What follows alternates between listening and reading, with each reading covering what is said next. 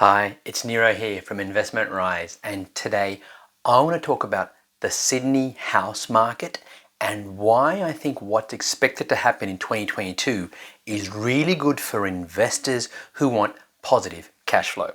Okay, and to begin with, let's have a look at what's happened to the Sydney house market in the last 12 months. Now, of course, you'd have to be living under a rock to not to realize that house prices have gone through the roof in Sydney. But let's have a look at some data first.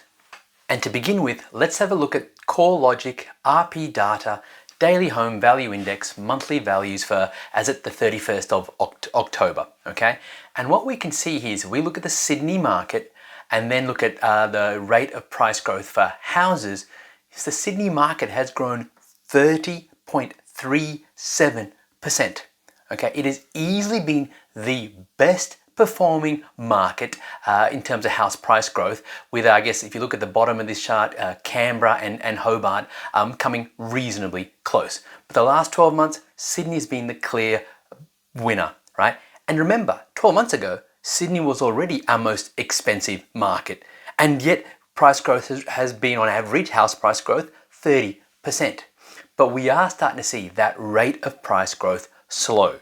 All right, so I do not expect the Sydney house market to have another 30% growth. However, neither do I expect it to go backwards. I think you'll see that there will be some more growth in the Sydney market. So I'm going to say that wherever the median house price is for Sydney right now, it's the cheapest it's going to be. So in other words, in 12 months' time, I expect that the Sydney median house price will be higher than where it is right now. However, you're not going to see the 30% price growth.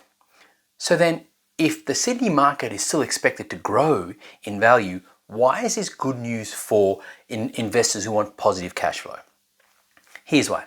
As you just saw in that chart, the Sydney house market been the best performing market going forward. So even if you've invested outside of Sydney and done really well, you've maybe kept up with Sydney or probably fallen a little bit further behind, all right?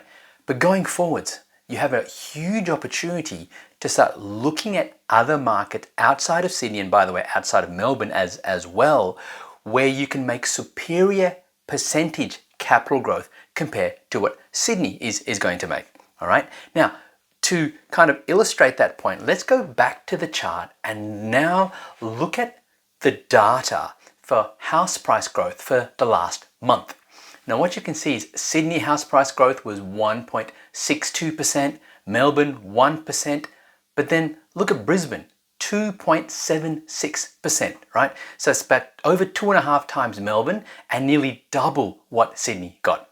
Adelaide, 2.16%, okay? Then if we go down further, Canberra, 1.94, Hobart, 1.99. Now, of course, this is only house price growth for just a month.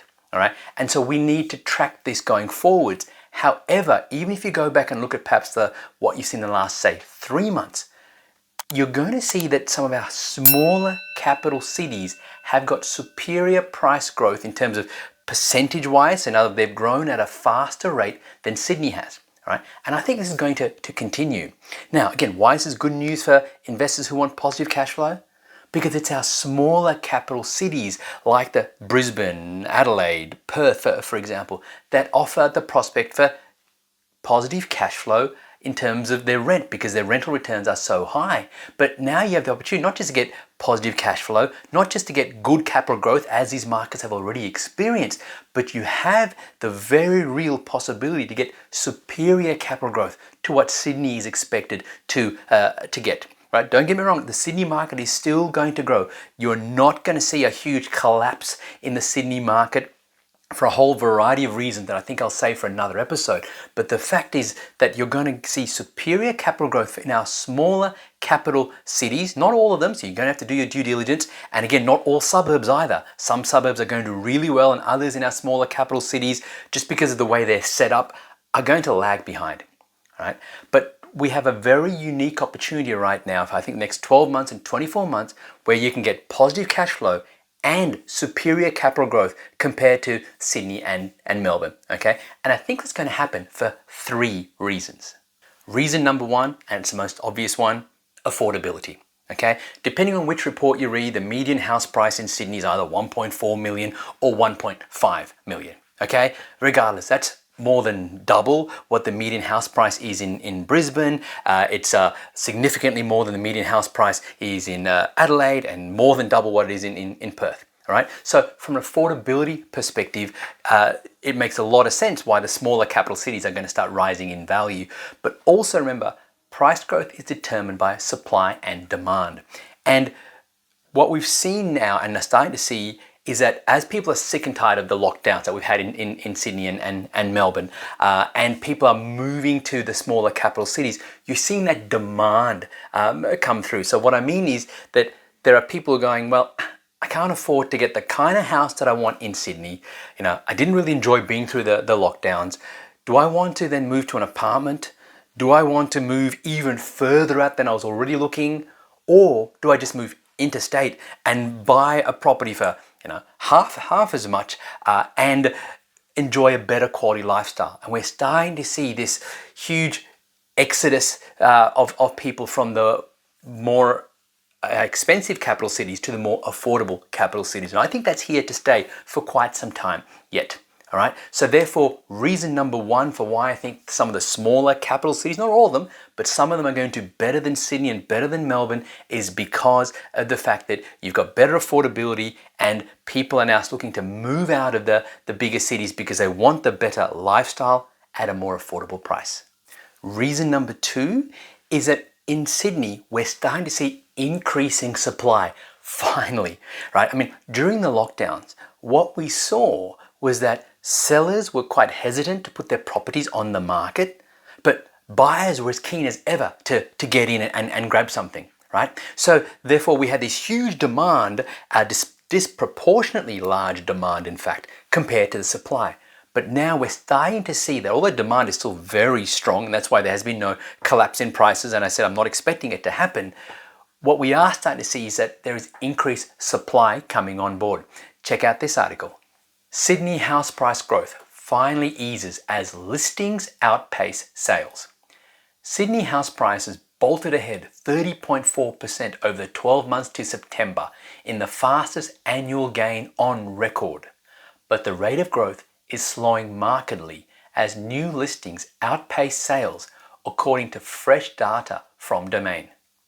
During the September quarter, Sydney house prices climbed by just 4.6% to a median of 1.5 million, with about half of the gains achieved during the March quarter and at significantly lower rate than the previous 3 months when values rose by 8.2%. Domain's Chief of Research and Economics, Nicola Powell, said worsening affordability and additional supply had dramatically slowed the growth momentum.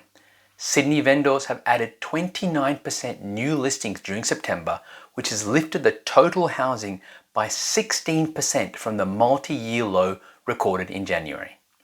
This suggests that homes are being listed for sale quicker than they are being purchased, which is a significant shift from earlier in the year, said Dr. Powell. So we are starting to see that increased supply coming on board as vendors are now more confident and they've seen prices rise and they're looking to make a profit. All right. But I want to highlight one thing is that the article said that in the last quarter, Sydney house price growth has been just 4.6%. Okay, now that's 4.6% over 3 months. Now, if we multiply that by 4, okay, 4.6 times 4 is going to give us what? 9.2, about 18% growth. Now, that means that, okay, Sydney may not grow by 30% in the next 12 months, but if that rate of growth continues, you're looking at maybe 18% growth. It's still significant, right? So don't necessarily be fooled by these media headlines that say that, oh, house price growth is slowing. That means that the market is about to turn. Not at all. We're still going to see significant, I expect, double-digit growth in the Sydney market. However, because of the increasing supply, and it's, I guess in other words, we're going from very low supply to low supply. I guess that's the way to look at it in the Sydney market. But because of the increasing supply, we're going to see that rate of growth slow down to become something that's probably going to be a lot more manageable. reason number 3, the third and final reason why I think the Sydney house market growth will slow while other more affordable capital cities will continue to grow significantly and outpace the rate of growth for Sydney is because of the new lending restrictions that APRA brought in. And I've gone through that in a little bit of detail in previous episodes, but essentially I think it's going to make it harder for people to borrow as much in Sydney because of prices being so high. That's going to obviously have an impact on how much people can borrow, which means how much they can afford to pay for houses. So I think those lending restrictions are really going to kick in and have a bit of an impact in slowing house price growth, which was the aim, by the way. The aim of the APRA restrictions was to slow the rate of price growth in Sydney and in Melbourne as well. So I think those two markets, you'll see the rate of price growth slow because, as I said, affordability is already so low because their prices are so high. Whereas in the more affordable or cheaper capital cities, where you've also got higher demand rather than supply, tight vacancy rates, because of where average incomes are, you're not going to see those APRA restrictions have anywhere near as much impact. So that's the third reason. But in addition to the APRA restrictions, we know that at some point, interest rates will rise. Now, APRA at this stage are still talking about 2023, which is still, a nearly 2-year window of opportunity for house price growth if we think that interest rates will have a dampening impact on the market. Okay, but whenever interest rates do rise, again, I think it'll be the more expensive markets that will be more heavily impacted. And so I guess as an investor, from a risk perspective, from a profitability perspective, it certainly makes a lot of sense to start looking outside of our 2 biggest capital cities, focus on some of the smaller capital cities.